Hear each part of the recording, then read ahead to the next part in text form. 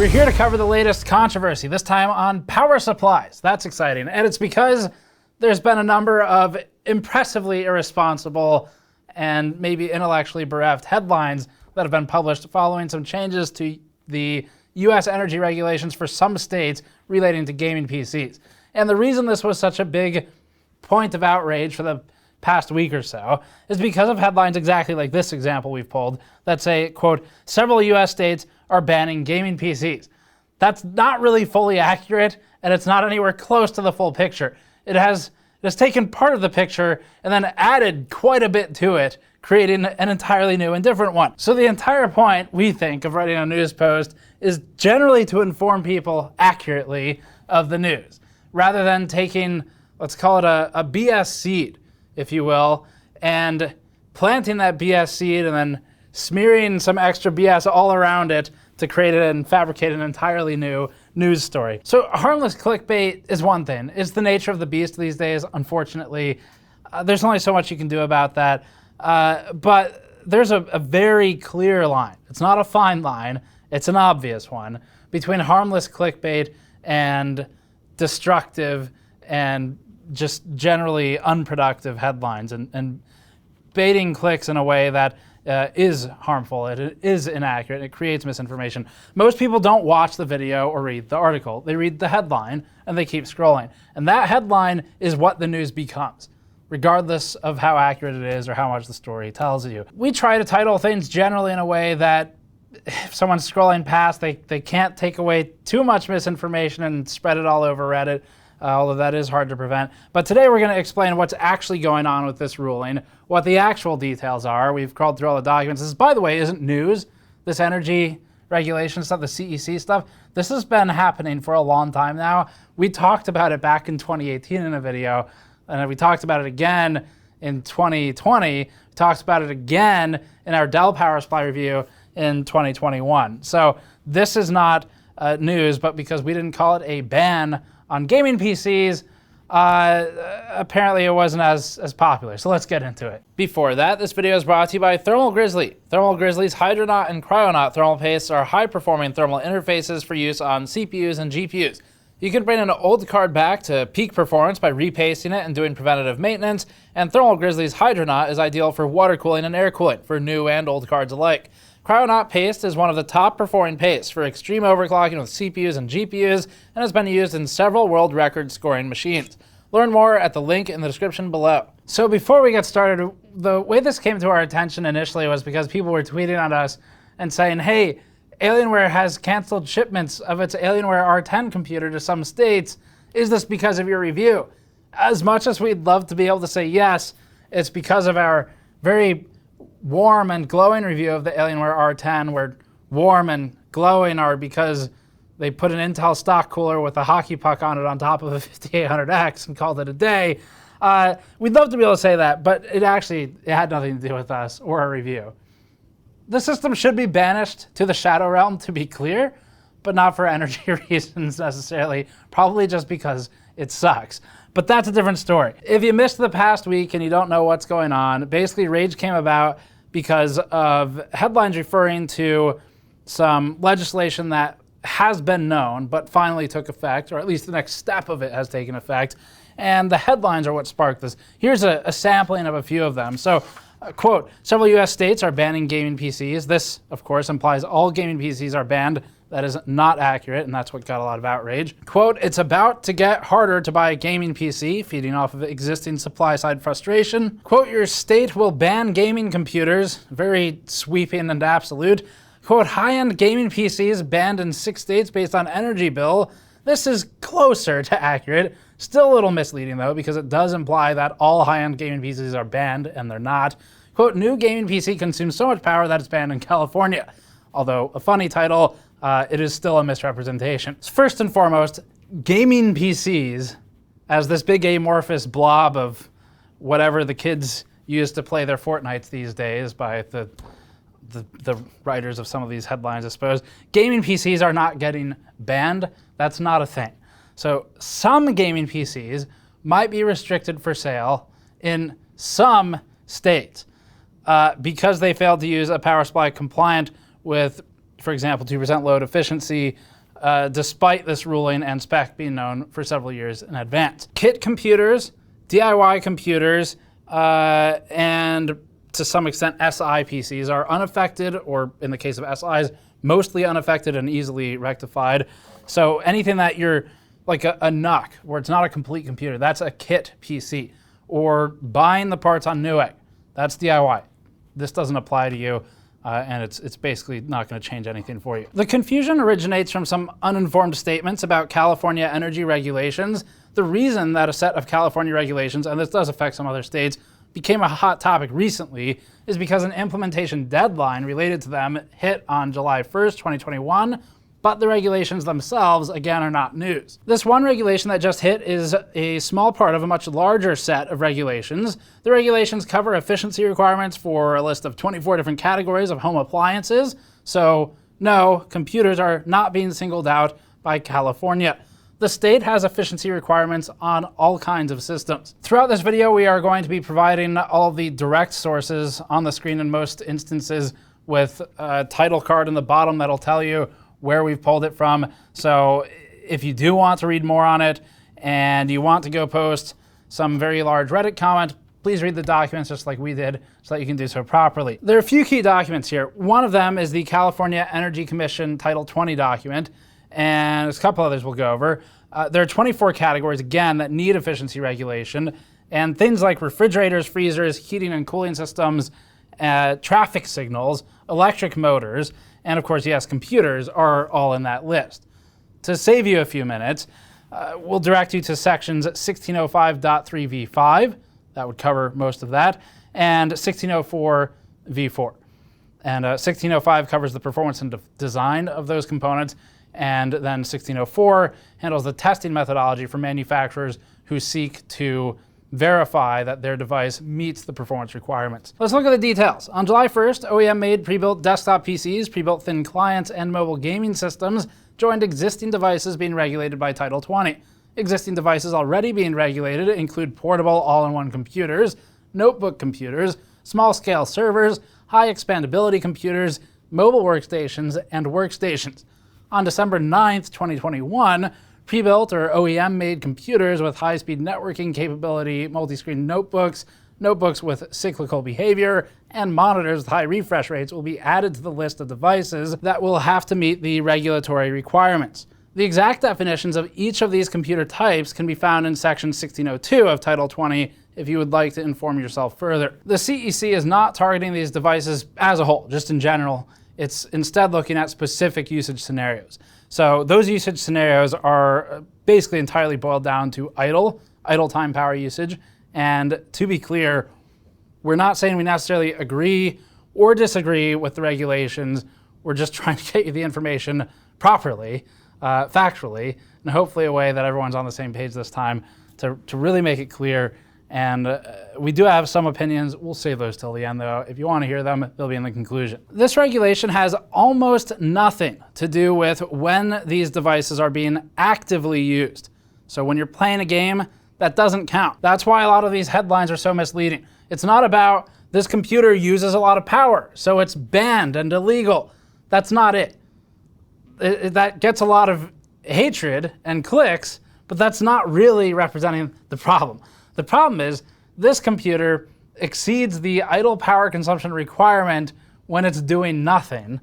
And so in some states, it might be restricted for sale.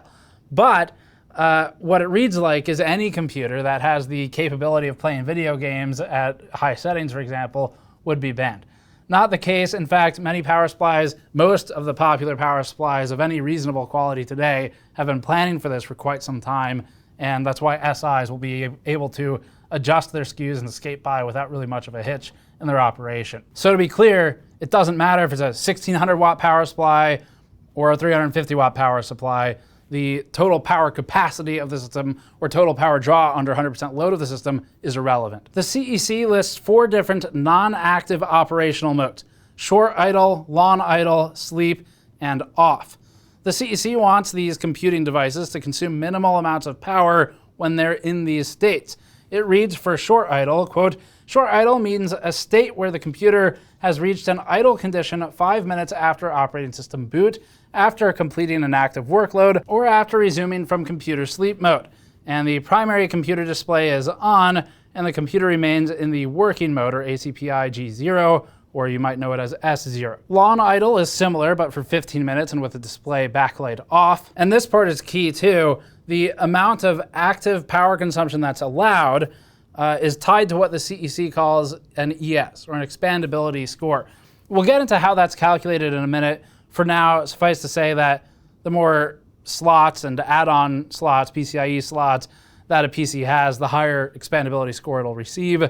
And this in turn means it's permitted to have a higher low power state budget. Let's talk about who's impacted and who isn't. So before we get too much further into the details, we need to be clear about who's impacted. We already stated before that the regulations originated from California. However, Colorado, Hawaii, Oregon, Vermont, and Washington have decided to join California in their endeavors to reduce unnecessary power consumption. Whether or not anyone else will follow suit is to be determined at this point. Aside from knowing which states will be enforcing these rules, it's also useful to know who's going to be hit the hardest by them. The way it looks now, the regulations are currently focused on large OEMs, but there may be some impact to some SIs. Companies like Dell, Lenovo, and HP are large OEMs. They will have to adapt, and especially because Dell, Lenovo, and HP almost unilaterally use their own branded components that are designed by them and made by someone else. So Lite-On, for example, makes a lot of Dell stuff for power supplies. The SIs, those are system integrators. Those are companies like CyberPower, Maingear, Origin, iWayPower. They can make smaller adjustments in the components they're bringing in and keep operating really without much of an issue. This part is key as well. Small volume manufacturers. So the small SI shop in your hometown, if they do an annual gross revenue of $2 million or less, they are basically exempted from Title 20 in Section 1605.3v7. You can look it up yourself. DIYers aren't even mentioned. This is one of the few times that everybody forgetting about DIYers is a good thing. So it doesn't apply to you. There isn't anything limiting individual component purchases with a possible exception of inefficient power supplies. However, that exception started in 2008. It's been in effect for over a decade at this point, so it won't have any noticeable impact or change. As for power supply requirements, the internal power supply requirements listed in Section 1605.3v6 with Table V9 align exactly with the 80+ gold standard. So this effectively means, in theory, the end of cheap power supplies and pre-builds, at least coming into these states. As for the expandability score, both the CEC and Intel documentation have the equations to compute allowable consumption or expandability score of a system. In Section 1604v4c, there's a table to help with the ES score calculation. If the system has a PCIe by 16 slot, that's 75 points. If it has 2 by 16 slots, mechanically, now we're at 150 points. Our understanding of it right now is that this mechanical demarcation means specifically the slot, not necessarily the electrical wiring. Add 15 more points for each SATA connector on the motherboard, and then keep adding points for USB ports, M.2 slots, and Thunderbolt ports. Once a total is calculated, Table V7 back in Section 1605.3 can be referenced to determine how many kilowatt hours per year the PC can consume. The ES doesn't stop there though. The next table down, V8, shows that a PC will be allowed to consume more power if it has additional components.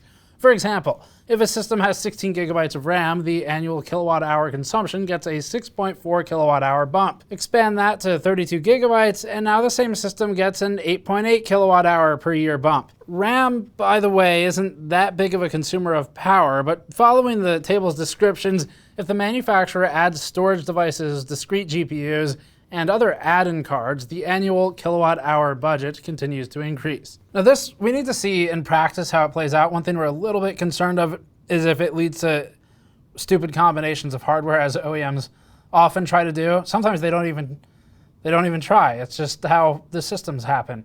But we're worried about if there's a scenario where manufacturer's really close to the power supply, clearing the requirements, but not quite there. They might be in a scenario where using these calculations, they can weigh the pros and cons of, do we improve the power supply to clear the requirements, or do we add a couple SATA ports, or add a PCIe slot or something like that to the motherboard? Which one is cheaper? That's what's going to matter the most.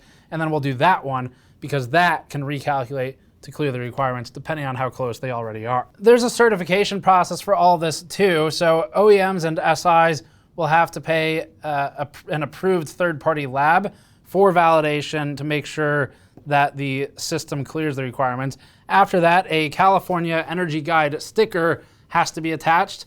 Stickers are good for the environment, we hear. And then the product has to be entered into a publicly searchable CEC database, which will be maintained by, we assume, the state. So wrapping up then, this is a little bit more opinion side. You've gotten all the factual information at this point, and if you're skipping here, then go back because you're gonna miss all of it. So environmental stewardship, we think, is great. It is generally not a profitable endeavor for most companies. We've been looking into, for example, going solar for our new office location, but it would be a terrible financial investment for us. It makes no sense financially, but it would be something that I personally want to do. And it's good environmental stewardship. You feed a bit more than you need back into the grid because there's a lot of real estate on the roof. So this is something that can't be viewed as an investment, environmental stewardship, for a lot of companies. But a lot of these companies that are affected are publicly traded. And when you're publicly traded, the cost of something like a validation lab to verify all of your product SKUs are CEC compliant, that's not going to be, we're just being good for the environment. It's going to be, let's figure out what the BOM cost of this is, and then make sure we recoup that when we charge the consumer. So someone's paying for it. It's not going to be the company pays for it because they want to do the right thing. It's going to be you. So let's get that clear right away. And that's, by the way, mostly just a statement on publicly traded companies where shareholders and things make it a lot harder to follow. Private companies can operate differently and a bit more freely. So as for the guidelines, like a lot of guidelines that are out there, they are somewhat incomplete. They can be loopholed through in some ways. With a little bit of research on our end, we found a couple of potential loopholes, and certainly these companies will have far more resources devoted to it than we did in just a day of work. So it's possible that you could end up with, if it's poorly executed, more waste from manufacturers stuffing systems with things they don't need, like extra SATA connectors, extra RAM, whatever, to try and clear a hurdle if they're on the edge of it with an existing power supply rather than re-engineer the power supply. We would also be maybe a little bit concerned, not too much because it doesn't affect all the states, at least now, but a little concerned about what happens to non-compliant power supplies. So if they're having trouble offloading them, if they end up as old stock, where do they go? If they just get dumped in a landfill, then that's not really helping anybody. But to be completely fair, the OEMs here, they haven't been surprised by this. As we said earlier, this has been in the works for years. It's been well documented for years. Most of these documents have existed in some form or another for several years at this point. Everybody in the industry has known this is going to happen if they make a computer, and so there's really not much of an excuse for them to not have worked on making a better power supply.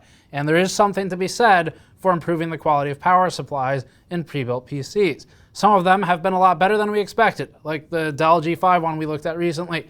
But certainly, pre-built PCs are very well known for power supplies of questionable quality. So it's not an entirely bad thing to push higher quality standards on them. So in the end, like anything like this, there's going to be a cost associated with it. It might not be high. If you have a manufacturer like Dell that maybe makes multiple SKUs, but they sell millions of each SKU, if they're validating only one unit or however many units per quantity sold, the sort of amortized cost is maybe not that high, but it'll be accounted for somewhere. Environmental stewardship, we think, is a great cause, but it really depends on how it's executed because it's easy to see the attraction of lower idle state power consumption for that cause, but also sort of lose sight of the forest for the trees and accidentally create more waste in the process of trying to reduce the power consumption, depending on how it's executed.